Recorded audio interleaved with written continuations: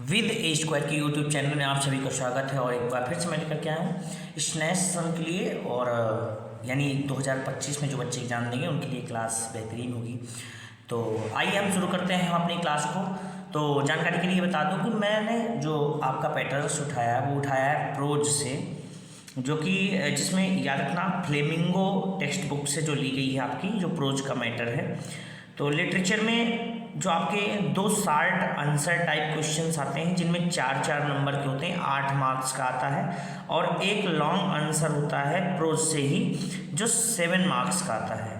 तो यहाँ पे 8 और 7 ऐड कर दिया जाए तो 15 मार्क्स का टोटल आपका कंप्लीट हो जाता है मार्क्स।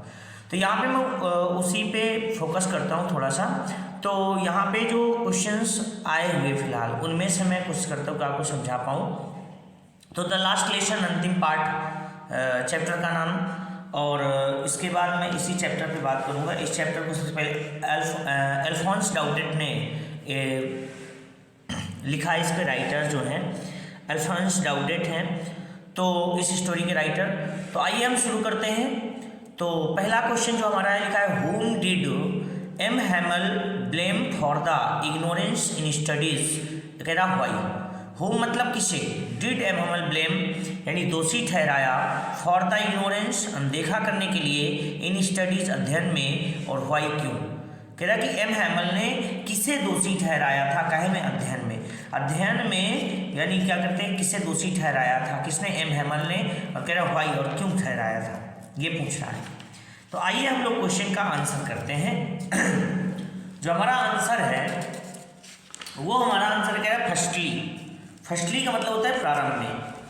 कहता है फॉर द इग्नोरेंस अनदेखा करने के लिए इन स्टडीज अध्ययन में M. Hamel blamed M. Hamel ने क्या किया, आरोपित किया द स्टूडेंट्स विद्यार्थियों को, बिकॉज क्योंकि दे डिलेड उन्होंने क्या की, लापरवाही की।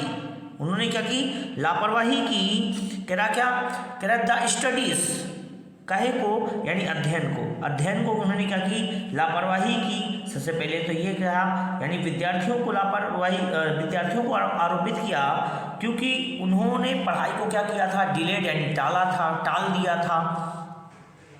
इसका द स्टडीज अध्ययन को।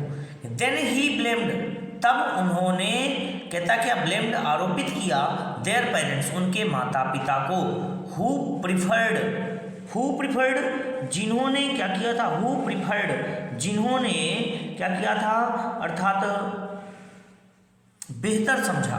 प्रिफर्ड मतलब क्या होगा, बेहतर समझा।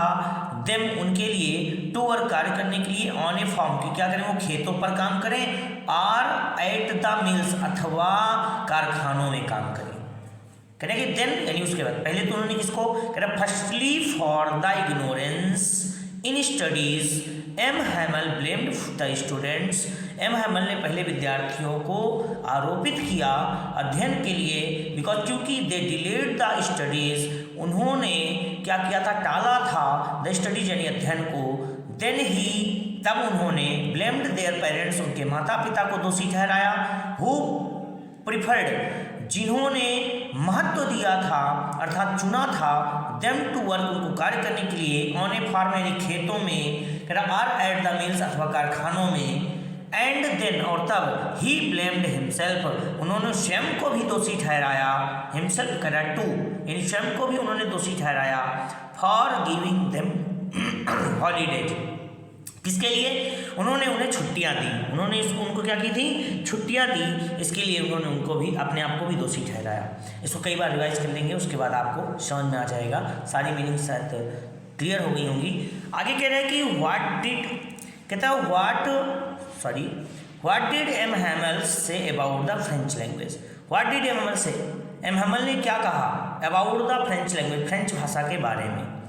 कहता है M.